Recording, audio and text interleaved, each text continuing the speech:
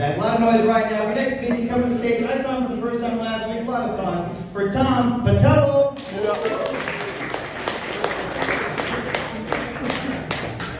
Good evening. I'm a little depressed. Isaiah just did the exact set that I was going to do.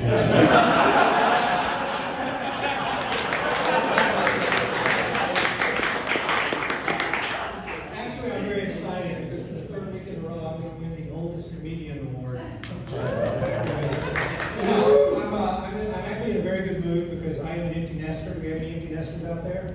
Yeah. Okay. The best is yet to come, let me tell you. I have 3 kids. I love my kids, don't get me wrong, but it's just a fact that life gets better when your kids move out of the house. You have more room, you have fewer expenses, whenever you want, you can walk around the house naked. And that last one can actually cause you some problems if you forget to put your clothes on before you go out to get the mail. I've gotten several letters from my HOA about this. The strange thing is these are not personalized letters. These are actually formal letters. And it's got like a list of common infractions like your grass is too long, you left your trash cans out overnight, and right there in the middle of the list, you were being outside naked. So I had no idea there were so many empty nesters in my neighborhood. But one thing that does tick me off, the fact that I am an older white guy from the South, a lot of people just assume that I'm a racist. And I'm not racist. I mean, how could I be? I have a lot of black friends. And my parents weren't racist either. In fact, when I was a kid, we lived right next door to a black family. And actually, we didn't live next door to them for very long.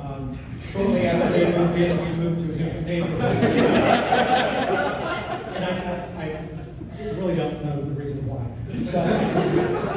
But, so here's something that may come as a surprise to you. Despite the fact that I have fathered 3 children, and I have slept with a lot of women, I may not be the world's greatest lover. No one's surprised by that. Okay. For me, the clitoris is a lot like my car keys. I have a really hard time finding both of them. And I'm just glad that women use vibrators. And some guys are like threatened by vibrators. But the way I look at it, as long as we both get to where we want to go, what difference does it make who does the driving? Thank you for the vibrator. And personally, I like being able to just sort of sit back and relax during sex. Maybe drink beer, watch the sports center, go out and get the mail. So, and by the way, for all you ladies out there, sorry, I'm taking it. Did you ever wonder which came first, the chicken or the egg? And this is an age-old question, and nobody really knows the answer, but I have a hard time believing that the chicken came first. I mean, do you have any idea how hard it is to make a chicken come?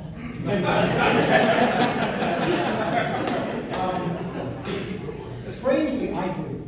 And I'm not an expert at seducing chickens. I've only done it the one time. But this is what worked for me. The first thing is I channeled Foghorn Leghorn, the ultimate alpha male of roosters. And, girl, I say, girl, you a mighty fine looking hen. What say you and I fly this chicken coop? Well, of course she said yes to that. I took her out to eat, and she just pecked at her food. And I didn't let it bother me. I figured she was watching her weight. She probably wanted to make sure she didn't turn into a butterball.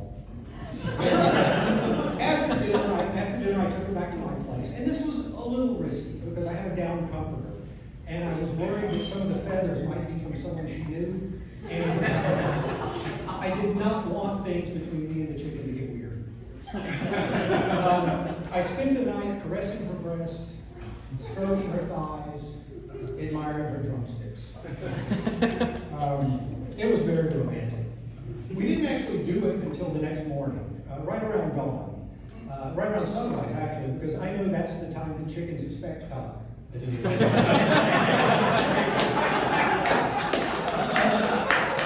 I don't want to go into too much detail here, but suffice to say that our lovemaking was very tender and juicy. I mean, I really brought my A game. In fact, I brought my grade A extra large game. And I can proudly say, without without fear of having egg on my face, the chicken came first. Thank you.